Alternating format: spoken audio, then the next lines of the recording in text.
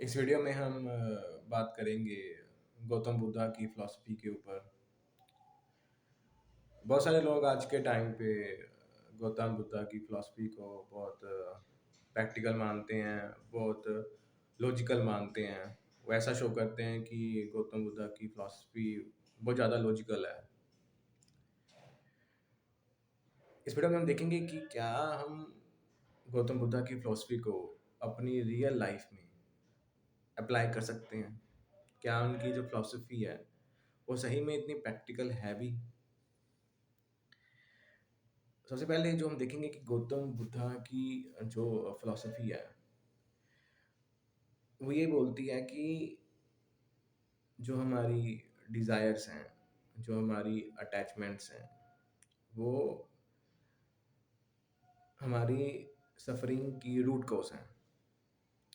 अगर हमारी लाइफ़ में डिज़ायर्स ना हों, अटैचमेंट्स ना हों, तो हमारी लाइफ़ में सफ़रिंग नहीं रहेगी। और जबकि ऐसा तो नहीं है। डिज़ायर तो एक बेस बनती हैं। एग्ज़ाम्पल के तौर पे अगर कोई इंसान डिज़ायर रखता है कि मुझे कोई चीज़ सीखनी है, कोई चीज़ पढ़नी है। मान लो कि मुझे एमबीए करनी है, ठीक है? ये मेरी एक डिज़ायर हो गई। अब एमबीए करने के लिए मुझे 10 लाख चाहिए, 15 लाख चाहिए, अच्छे कॉलेज में करने के लिए।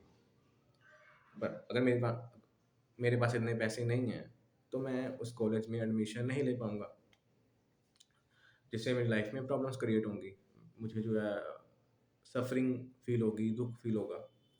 पर क्या इसका मतलब ये है कि मेरी जो डिज़ायर थी एमबीए करने की, उसकी वजह से ये पैदा हुई या फिर इसकी वजह से पैदा हुई कि हमने ऐसी सोसाइटी बनाई है, ऐसा सोशल कंस्ट्रक्शन है, जिसकी वजह से मैं अपनी जो डिज़ायर है एमबीए करने की, वो पूरी नहीं कर पा रहा हूँ। पर अगर मैं गौतम बुद्धा की फ़िलॉसफ़ी के अकॉर्डिंग देखूँ इसको, इसका मतलब ये निकल कर आता है कि मेरी अगर डिज़ायर है एमबीए करने की, वही मेरी जो है रूट कॉज़ है सफ़रिंग की।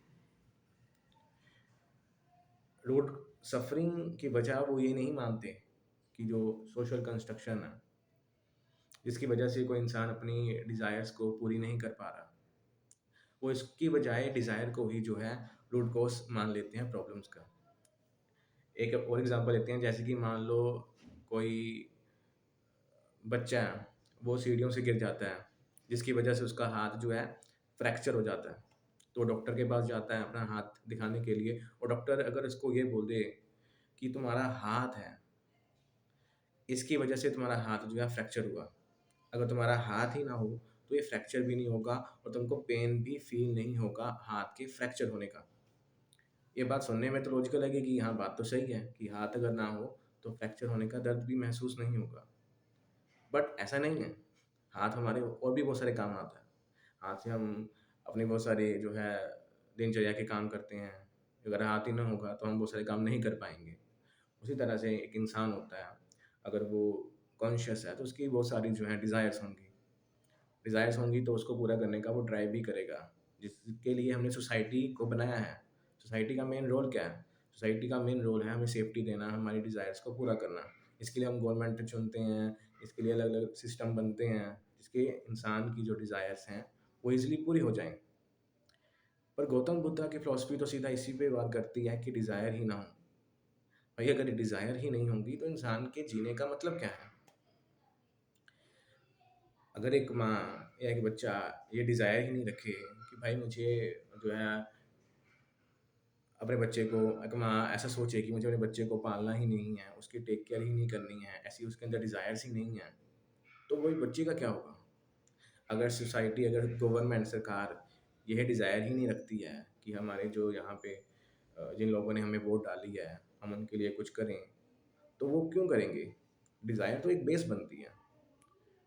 अगर तो आप समझिए इस बात को कि गौतम बुद्धा की फ़िलॉसफ़ी तो बिल्कुल ही अनप्रैक्टिकल है। वो तो ह्यूमन कॉन्शसनेस की जो डिज़ायर्स होती हैं, वो जो उसकी क्वालिटी है, उसके जो फीचर्स हैं, उसके कैरेक्टरिस्टिक्स हैं, उस पे ही हमला करती है। और वो बोलते हैं कि जो लाइफ़ है वो सफ़रिंग है, जबकि ऐसा नहीं है। लाइफ़ में अब जो हम जीते हैं, हम देखते भी हैं हमारी लाइफ़ में सुख भी आते हैं, प्लेजर्स भी होते हैं और दुःख भी आते हैं। हम जिस समाज में रहते हैं, जिस सोसाइटी में रहते हैं, वो बहुत जब बड़ा एक कारण बनता है कि हमारी लाइफ में ज़्यादा सुख आएँगे या दुःख आएँगे। तो ज़िंदगी एक बहुत बड़ा स्कोप है, एक बहुत बड़ा सर्कल है, उसके अंदर समाज आता है। अगर समाज अच्छा होगा, तो हमारी लाइफ भी बहुत अच्छी होगी। अगर समाज बुरा होगा, तो हमारी लाइफ भी जो है बहुत प्रॉब्लम से भर जाएगी। पर इसका मतलब ये नहीं है कि हमारी जो लाइफ है, वो ही सफ़रिंग है। तो इसकी वजह से हुआ क्या है कि लोगों ने गौतम बुद्धा की फ़िलॉसफ़ी को जो सीरियसली मानते हैं, वो कभी भी सोशल कंस्ट्रक्शन को बदलने के बारे में सोचते ही नहीं हैं।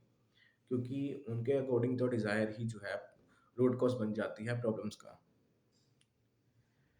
अटैचमेंट को ही वो जो है बना लेते हैं प्रॉब्लम। सो इसकी वजह से मुझे लगता है कि उनकी जो फ़िलॉसफ़ी है, वो बहुत ही ज़्यादा अनप्रैक्टिकल है। बाकी अगर आपकी कोई और इसके बारे में ओपिनियन हो, तो आप कमेंट सेक्शन में अपना ओपिनियन रख सकते हैं एंड थैंक यू।